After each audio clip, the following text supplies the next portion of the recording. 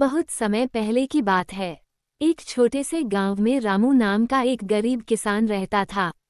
रामू के पास एक छोटा सा खेत था जो इतनी फसल नहीं देता था कि उसका परिवार पेट भरकर खा सके। उसकी पत्नी कमला हमेशा इस चिंता में रहती थी कि घर का खर्च कैसे चलेगा। उनके 3 बच्चे थे जो अक्सर भूखे ही सो जाते। गांव में अमीर जमींदारों की भरमार थी जो गरीब किसानों को ऊंचे ब्याज पर कर्ज देते और फिर उनके खेत हड़प लेते। संघर्ष और उम्मीद। रामू बहुत मेहनती था, लेकिन किस्मत ने उसका साथ नहीं दिया।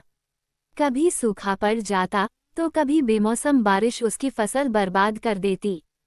फिर भी वह हर सुबह सूरज निकलने से पहले उठता, अपनी बैलगाड़ी तैयार करता और खेत में काम पर लग जाता। एक दिन गांव में एक साधु आया। उसने रामू को उदास देखा और पूछा, बेटा तुम इतने दुखी क्यों हो?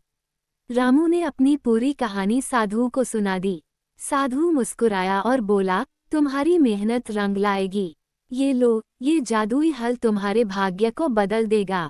रामू ने देखा कि साधु ने उसे एक पुराना सा हल दिया था जो देखने में सामान्य था, लेकिन उस पर कुछ रहस्यमय चिन्ह बने थे।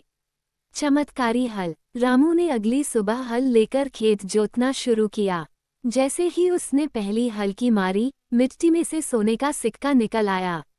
रामू ने अपनी आंखें मल ली, उसे विश्वास नहीं हो रहा था।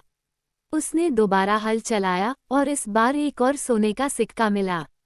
ये देखकर वो खुशी से उछल पड़ा।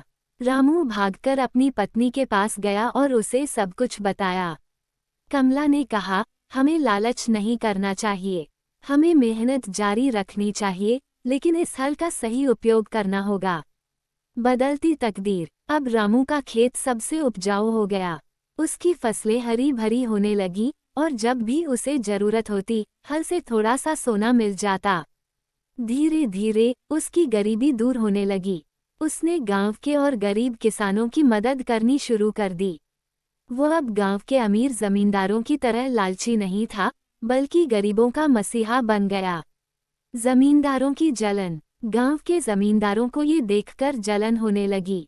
उन्होंने सोचा, कैसे एक गरीब किसान अचानक इतना संपन्न हो सकता है। उन्होंने रामू से पूछताछ की, लेकिन वो मुस्कुराकर टाल देता।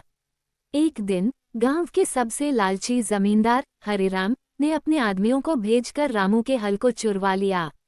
उन्हें लगा कि हल में कोई जादू है जिससे रामू अमीर बना है। जालिम का अंत। हरिराम ने हल लेकर अपने खेत में जोताई शुरू की,